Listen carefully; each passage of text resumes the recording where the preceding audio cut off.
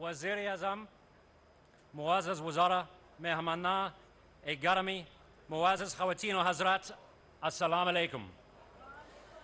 Mary और Claire की तरफ से आप सबको दिली खुशामदीद to Her Majesty the Queen's birthday party 2022. जैसा कि आप जानते हैं मैं थोड़ी उर्दू बोल सकता हूँ, लेकिन you'll be very pleased to know I am not giving my whole speech in Urdu. Honourable Prime Minister, first and foremost, may I say what a great honour you do us by being our chief guest here this evening. Welcome and thank you very much, sir, for joining us. We're meeting together to celebrate for the first time in 3 years. The coronavirus pandemic has prevented us from getting together physically, but dil ke bandhan mazboot. It is special for 3 reasons.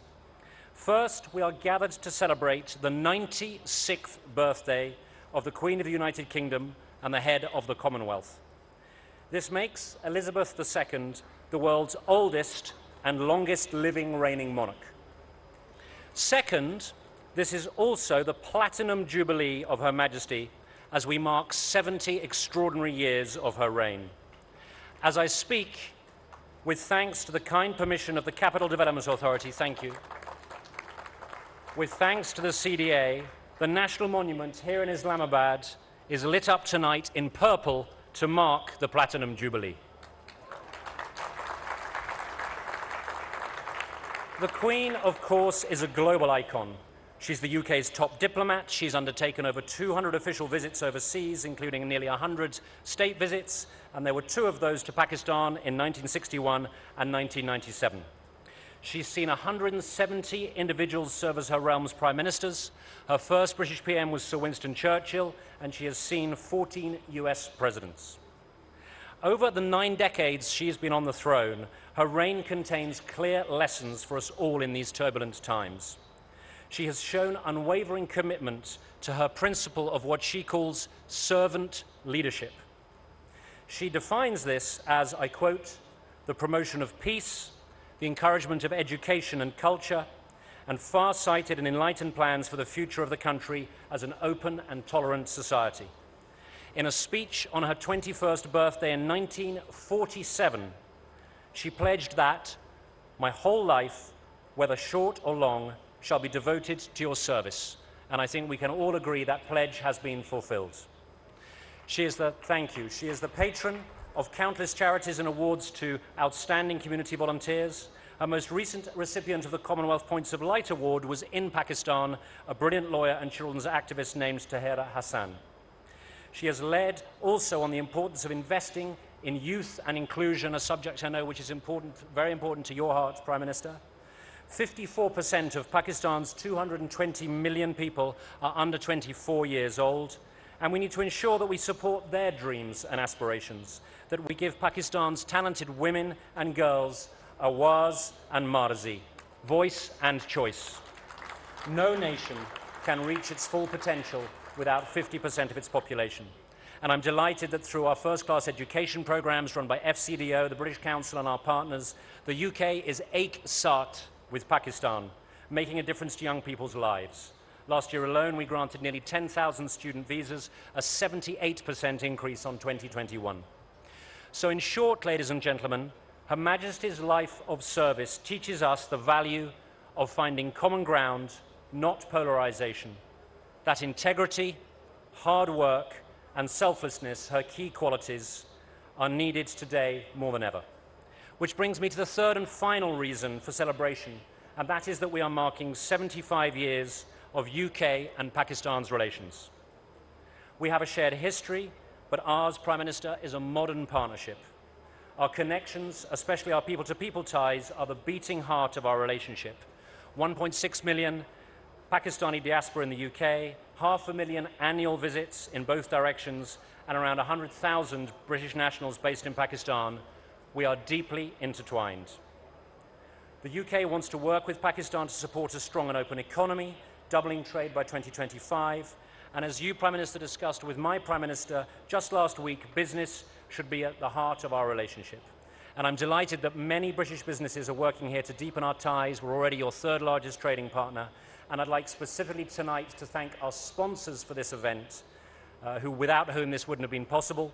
They are Shell, Unilever, Standard Chartered, UBL, Oxford University Press, Reckitt, Benckiser Group, Virgin Atlantic, Jerry's, and MG Motors. Please could you give them a sign of our appreciation. And of course, finally, this 75th year anniversary would not be complete without a very special event that I cannot wait for, the return of the England cricket team to Pakistan this autumn after 17 years. In conclusion, Prime Minister, my time in Pakistan has given me deep optimism about its future. As Quaid-e-Azam Jinnah said, my message to you all is of hope, courage, and confidence. Bahut shukriya for joining us. Pakistan aur Batania ke talakat bahut ahem hai. Meri dua hai ke Pakistan ko bahut kamyabi mile for the next 75 years. Thank you very much.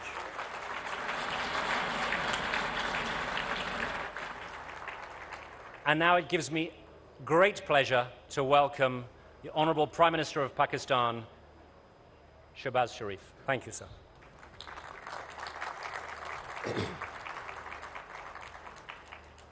Excellency Santana, Excellencies, distinguished guests, ladies and gentlemen, Assalamu alaikum and good evening. It's a great pleasure to be here this evening with all of you and fellow Pakistanis to celebrate a very special occasion. Her Majesty, the Queen's Platinum Jubilee, marking 70 years of her remarkable reign. On behalf of the government and people of Pakistan, and on my behalf, I wish to convey through you, Ambassador, to Her Majesty and her government our warm felicitations on this historic occasion. I would like to thank you, High Commissioner, for the wonderful hospitality extended to us this evening. And there is no doubt that ever since you have been posted here, you have done a wonderful job to bring the people of Britain and Pakistan closer than ever before.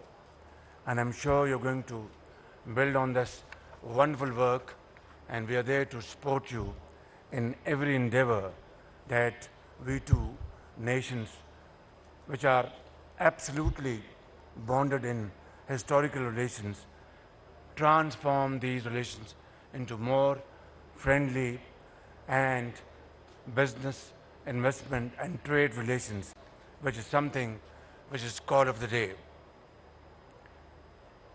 Ladies and gentlemen, Her Majesty, the Queen is a symbol of unity, hope and continuity, not just for the UK, but for the entire Commonwealth family. We all recall that upon her accession to the throne 70 years ago, she pledged to commit her life to the service of her nation, and her life and outstanding record have shown the commitment of incredible service to the United Kingdom, the Commonwealth and its people. Her reign defines an era, a period marked by unprecedented spirit of friendship, cooperation and goodwill towards all the Commonwealth member states. The people of Pakistan have special affection for the royal family. Whenever a member of the royal family has visited Pakistan, we have extended a very warm welcome. This affection and goodwill is reciprocated in equal measure. Her Majesty's Platinum Jubilee coincides with Pakistan's 75th independence anniversary, as well as the anniversary of 75 years of our friendship between Pakistan and the UK. Ladies and gentlemen, I am a witness to British support to Pakistan for at least 10 years as my service to the people of Punjab as Khadme Punjab. DFID, which is a very important organ, and now it's been transformed into another into department, contributed during my watch something like 600 million pounds to Pakistan, all the provinces, including Punjab. And we really benefited hugely from this program. It was about primary education, it was about mother-child health care, and many other interventions. And one of the most memorable contribution was, it was called Punjab Skill Development Company. It was not about brick and mortar. It was not about building buildings or buying machinery. It was about investment in the students, girls and boys, who were empowered through skill training in various trades. And we hired companies, invested in young students, and now by thousands, they are great builders of Pakistan. This is what I think this British-Pakistani entire cooperation is all about. Finally, I would say that it's our great pleasure to resolve. I spoke to Prime Minister Boris Johnson last week, and we have resolved to bring our two countries together and closer in trade and business, and we are expecting a delegation from Britain very soon. Thank you very much for bringing this cricket team back to Pakistan after 17 years, and I can bet you we will win the matches.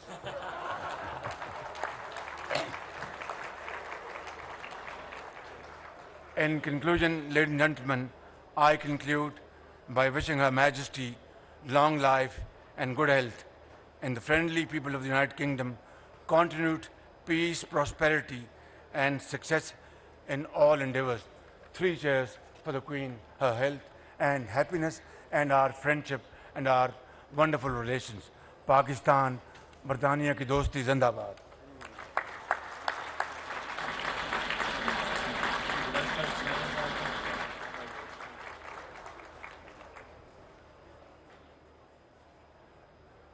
So, ladies and gentlemen, we have a final bit of formality, which is to propose 2 toasts.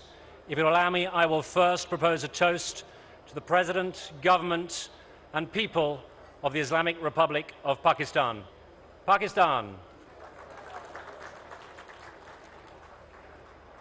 And please raise your glasses with benign water.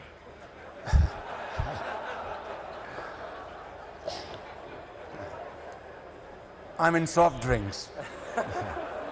And we all pray for the health and happiness of Her Majesty the Queen, people of UK, the government of UK, and people of Pakistan. And our friendship, zindabad. The Queen.